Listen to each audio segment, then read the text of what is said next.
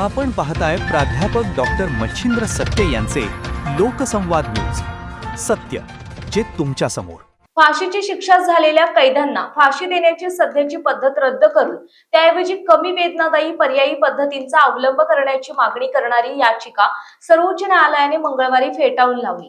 मात्र या निर्णयामुळे केंद्र सरकारला फाशीच्या सध्याच्या पद्धतीचा तज्ज्ञांच्या समितीमार्फत सर्वसमावेशक आढावा घेण्यास कोणतीही मनाई नसल्याचे न्यायालयाने स्पष्ट केले. न्यायमूर्ती विक्रम नाथ आणि न्यायमूर्ती संदीप मेहता यांच्या खंडपीठाने स्पष्ट केले की फाशीची शिक्षा झालेल्या कैद्याची प्रतिष्ठा राखतानाच त्याला होणाऱ्या अनावश्यक वेदना कमी करण्याच्या घटनात्मक उद्दिष्टांची अधिक चांगल्या प्रकारे पूर्तता करणारी पर्यायी उपलब्ध पद्धत आहे का याचा केंद्र सरकार विचार करू शकते. त्यासाठी तज्ञ समितीमार्फत सध्याच्या पद्धतीचे परीक्षण केले जाऊ शकते.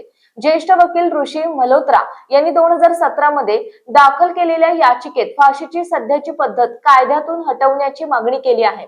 त्याऐवजी शिरेवाटे, प्राणघातक इंजेक्शन, गोळ्या घालणे, विजेचा धक्का किंवा गॅस चेंबर यांसारख्या पर्यायी पद्धतींचा अवलंब करण्याची मागणी याचिकेत करण्यात आली होती. फाशीची शिक्षा झालेल्या कैद्याला फाशी किंवा प्राणघातक इंजेक्शन यापैकी किमान एक पर्याय निवडण्याची संधी मिळावी असा युक्तिवादही करण्यात आला.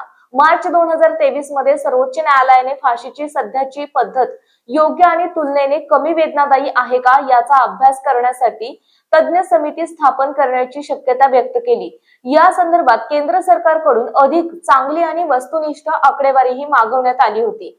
फाशीची शिक्षा देण्यासाठी कोणती विशिष्ट पद्धत स्वीकारावी असे निर्देश विधिमंडळाला देण्यात अधिकार न्यायालयाला नसल्याचे खंडपीठाने स्पष्ट केले. दरम्यान 2018 मध्ये केंद्र सरकारने सध्याच्या कायदेशीर तरतुदीचे समर्थन केले होते.